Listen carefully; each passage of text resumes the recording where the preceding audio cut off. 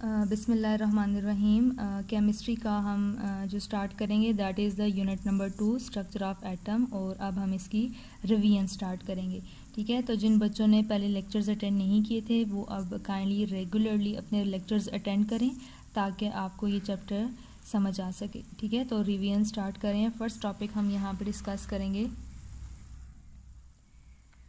Okay, introduction है। Introduction में सबसे पहले हम यहाँ पे स्ट्रक्चर ऑफ एटम पढ़ रहे हैं चैप्टर, तो सबसे पहले हम किसको देखेंगे? एटम को। ठीक है, एटम हमारे पास क्या होते हैं, इसको फर्स्ट टाइम ये जो वर्ड एटम है ये किसने डिस्क्राइब किया था? हमारे पास साइंटिस्ट हैं Democritus in the year 1460 between 370 BC। ठीक है, ये इनकी डेट ऑफ लाइफ का टाइम है। डेमोक्राइटिस हैं। ठीक है, इन्होंने क्या किया, फर्स्ट टाइम ये सजेस्ट किया कि जितना भी हमारे पास मैटर है वो किससे बना हुआ है? छोटे छोटे पार्टिकल्स से बना हुआ है, और इन छोटे पार्टिकल्स को हम फर्दर डिवाइड नहीं कर सकते। यही जो छोटे पार्टिकल्स हैं इसको इन्होंने क्या नेम दिया? एटमॉस। ठीक है, जिसका मतलब क्या है? इनडिविजिबल। बुक से देख लेते हैं। Democritus for the first time suggested that all matter can be ultimately broken down into tiny particles, कि जितना भी मैटर है चाहे वो सॉलिड हो, लिक्विड हो या गैसेस हो, उसको हम क्या कर सकते हैं? छोटे पार्टिकल्स में डिवाइड कर सकते हैं। That can not be further divided, और वो जो छोटे पार्टिकल्स होंगे उनको हम फर्दर मज़ीद डिवाइड नहीं कर सकते। These particles were named atoms. In particles को उन्होंने क्या नेम दिया? एटम्स। ठीक है, ये जो हमारे पास वर्ड है एटम, ये ग्रीक वर्ड से डिराइव हुआ है एटमोस। ठीक है, जिसका मतलब क्या है? इनडिविजिबल, और इनडिविजिबल का मतलब क्या है? Which can not be divided. उसके बाद हमारे पास आती हैं theories and experiments related to atomic structure, के जो हमारे पास एटॉमिक स्ट्रक्चर है इससे रिलेटेड कौन कौन सी थेरीज हैं और कौन से एक्सपेरिमेंट्स हैं वो हम देखेंगे। सबसे पहले जो हमारे पास थेरी आती है वो कौन सी है? It is the Dalton atomic theory. ठीक है, जॉन डाल्टन ने ये प्रपोज की थी, इनकी पिक्चर यहाँ पे है। इसी वजह से इस थेरी को हम क्या कहते हैं? Dalton atomic theory. हिस्ट्री हम देख लेते हैं।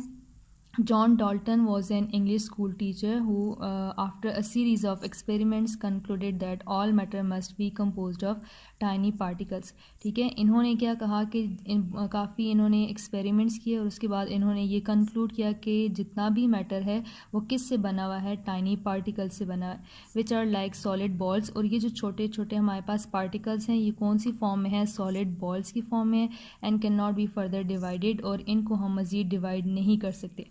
ठीक है, और इन्होंने ये जो छोटे पार्टिकल्स हैं इनको क्या नेम दिया? He called them atoms. He presented his theory under the title a new system of chemical philosophy. उन्होंने ये जितनी भी अपनी थेरी है, जितने भी एक्सपेरिमेंट्स किए थे, एक थेरी उन्होंने प्रपोज की थी, उसका टाइटल क्या था? A new system of chemical philosophy.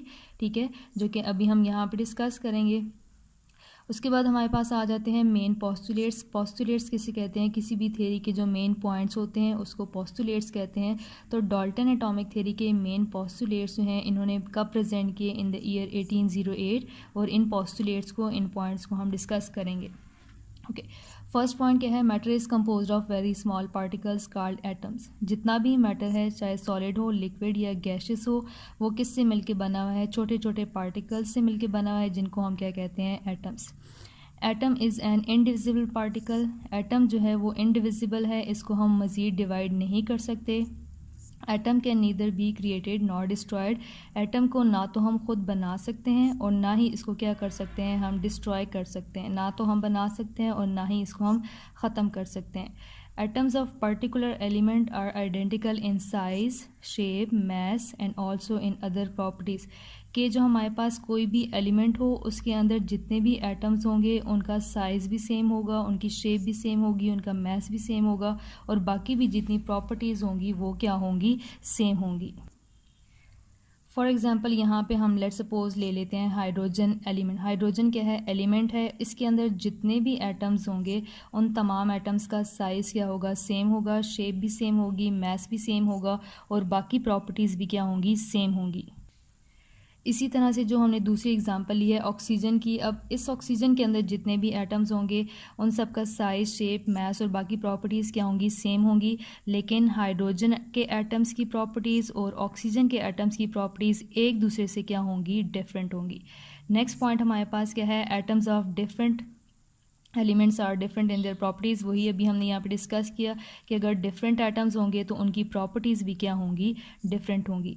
Point number 6 हमारे पास क्या है, atoms combine with each other in the small whole number ratio, के डिफरेंट एटम्स जो हैं वो एक दूसरे के साथ कंबाइन होंगे और होल नंबर रेशो होगा। ये नहीं होगा कि पॉइंट्स की फॉर्म में ये एडअप हों, होल नंबर की फॉर्म में ये कंबाइन होते हैं। All chemical reactions are due to combination और सेपरेशन ऑफ एटम्स, के जितने भी केमिकल रिएक्शंस होते हैं उनमें या तो एटम्स कंबाइन हो रहे होते हैं या फिर क्या हो रहे होते हैं, सेपरेट हो रहे होते हैं, और हमारे पास क्या होता है, केमिकल रिएक्शन। तो ये जो सारे पॉइंट्स हैं ये किसके हैं, these are of the Dalton atomic theory.